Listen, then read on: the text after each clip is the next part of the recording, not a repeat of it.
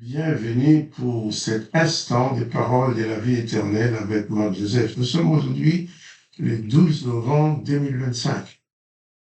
Et du retour, je te rappelle que ce jour du 12 novembre 2025 est pour toi un jour de grâce et de bénédiction. Et bien, un jour de grâce, c'est un jour de grâce pour toi parce que Dieu, le Père, te fait grâce au travers de la présence de Jésus-Christ dans ta vie. Mais c'est un jour de grâce aussi parce que toi, pendant cette journée, tu vas faire grâce à tous ceux qui t'ont fait de la peine.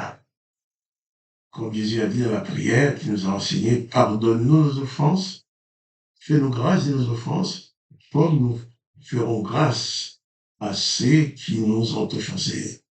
Pardonne-nous nos péchés, comme nous pardonnons à ceux qui ont péché contre nous. Alors, ce jour du 12 novembre 2025 est pour toi un jour de grâce dans les deux sens. Un jour de grâce parce que tu reçois la grâce de Jésus-Christ. Un jour de grâce parce que tu donnes la grâce aux autres. Un jour de grâce parce que tu reçois le pardon. Jésus-Christ ne te repousse pas, il te fait grâce. Et un jour de grâce parce que toi aussi tu t'engages à faire grâce aux autres. Car tu ne peux pas continuer à dire que tu es disciple de Jésus-Christ si tu ne pardonnes pas. Si tu exerces la vengeance, comme l'a enseigné Moïse, tu es donc un disciple de Moïse au service de l'Éternel des armées. Mais tu n'es pas disciple de Jésus-Christ. Et quand je dis aux gens qu'il est impossible d'être obéissant aux ordonnances de l'Éternel et aux enseignements de Jésus-Christ en même temps, ils me disent, mais quoi, c'est la même chose? Non, ce n'est pas la même chose. Car dans les noms de l'Éternel des armées, Moïse dit au peuple, c'est œil pour œil, dent pour dent. Quelqu'un te fait une blessure, tu lui fais exactement la même blessure. Et aussi, le prophète Samuel va dire à Saül, dans les noms de l'Éternel des armées, il faut exercer la vengeance, souviens-toi et n'oublie point. L'Éternel va dire aussi, par la bouche de Moïse, tu ne jetteras sur eux aucun regard de pitié, œil pour œil, dent pour dent, pied pour pied, main pour main, blessure pour blessure. Il dit même, tu feras à l'autre exactement la même blessure qu'il t'a faite. Oh, Jésus-Christ dit, pardonne-nous nos offenses, comme nous pardonnons à ceux qui nous ont offensés. C'est un jour de grâce pour toi, un jour de grâce parce que tu reçois la grâce, un jour de grâce parce que tu fais grâce aux autres.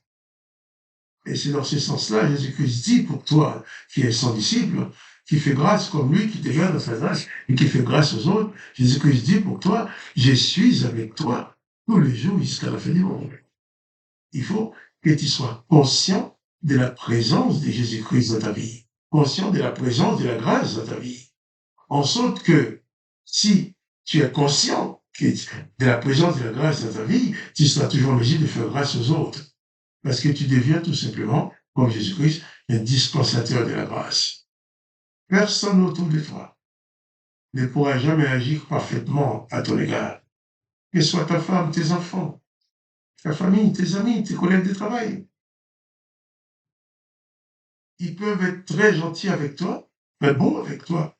Mais un jour, ils peuvent commettre une erreur. Si toi, tu décides que tu n'accordes pas de pardon, eh bien, il n'y a aucune solution pour toi ni pour eux. C'est que tu n'es plus dans la grâce et tu ne fais plus grâce aux autres. Après avoir enseigné cette prière dans laquelle Jésus a dit pardonne nos offenses, comme nous pardonnons aussi à ceux qui nous ont offensés, Jésus va répéter, si vous ne pardonnez pas aux hommes leurs offenses, votre Père Céleste ne pourra pas vous pardonner non plus. Si tu ne pardonnes pas à ceux qui t'ont fait du mal, tu remets en question le pardon que toi tu as reçu. Car si tu as reçu le pardon, tu as le devoir d'être un dispensateur de ce pardon reçu. Je vais continuer la lecture de l'évangile de Matthieu, chapitre 19. Et cette fois-ci, nous avons lu au verset 13. Matthieu 19, verset 13. On amena à Jésus des petits enfants, afin qu'il leur impose la main et prie pour eux. Mais les disciples les repoussèrent. Jésus dit, laissez les petits enfants, ne les empêchez pas de venir à moi, car le royaume des cieux est pour eux et pour ceux qui leur ressemblent. Il leur imposa les mains et il partit de là. Voilà. des personnes qui savaient bien que Jésus-Christ était source de bénédiction, source de grâce, source de bénédiction, source de pardon, source de guérison. Eh bien, voyant que Jésus était là, ils ont amené leurs enfants, les petits-enfants, pour que Jésus les bénisse. Mais les braves disciples de Jésus, qui comme nous, souvent, qui comme nous, n'ont rien compris. Car souvent, nous aussi, des fois, on agit sans rien comprendre. Alors, les textes nous disent que les disciples de Jésus, pour protéger Jésus des enfants, les repoussaient. Et ces enfants n'étaient pas offensifs pour Jésus. Voyons cela, Jésus leur dit, laissez les petits-enfants et ne les empêchez pas de venir à moi, car le royaume des cieux est pour ceux qui leur ressemblent. Jésus n'a jamais repoussé les enfants.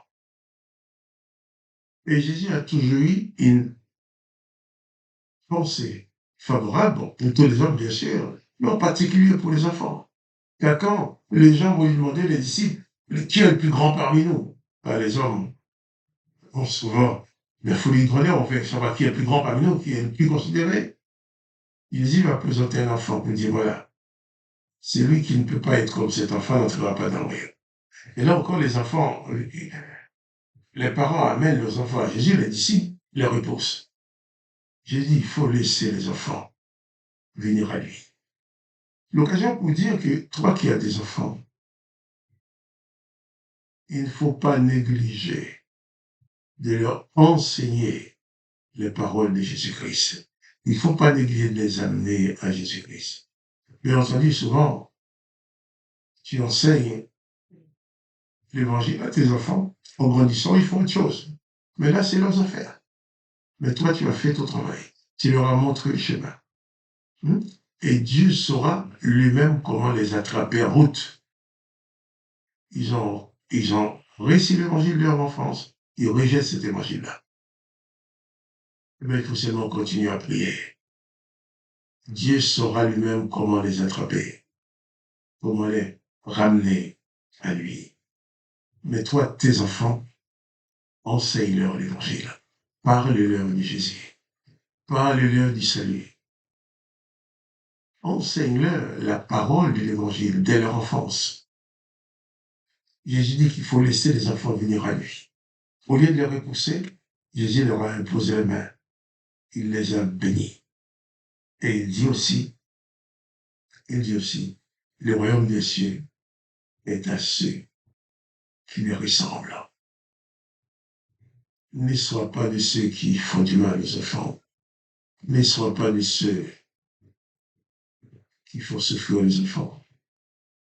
Bien sûr, cela ne veut pas dire qu'il faut laisser les enfants faire n'importe quoi. Tu as le devoir d'élever tes enfants, lui donner toutes les bonnes manières, l'enseigner les bonnes manières, l'enseigner le respect, l'enseigner aussi et surtout l'évangile de Jésus-Christ. Mais tu n'as pas le droit de tu n'as pas le droit de les maltraiter. Jésus dit, ces enfants-là, le royaume de Dieu est pour ceux qui leur ressemblent. À certain niveau, ce serait bien que tu puisses placer ta foi en Jésus-Christ. Aussi simplement que l'enfant a la foi en ses parents. L'enfant qui fait confiance à ses parents. Dans ce sens-là. Place ta foi comme la foi, comme celle de l'enfant en ses parents. Place ta foi en Jésus-Christ. Les enfants, Jésus-Christ les aime. Tu dois apprendre à les aimer, à les respecter aussi. Qu'ils soient tes enfants ou les enfants des autres. Tu dois les aimer, les respecter et ne jamais leur faire du mal. Tu dois tout faire pour les amener à Jésus-Christ. L'Église dit, laisse les petits enfants venir à moi, car le royaume des cieux est pour ceux qui leur ressemblent. Quand tu vois un enfant, quel qu'il soit l'enfant, tu lui dois du respect. Tu dois lui faire du bien. Autant que la possibilité t'est donnée. Il faut faire du bien aux enfants. Il faut les aimer. Il faut les bénir.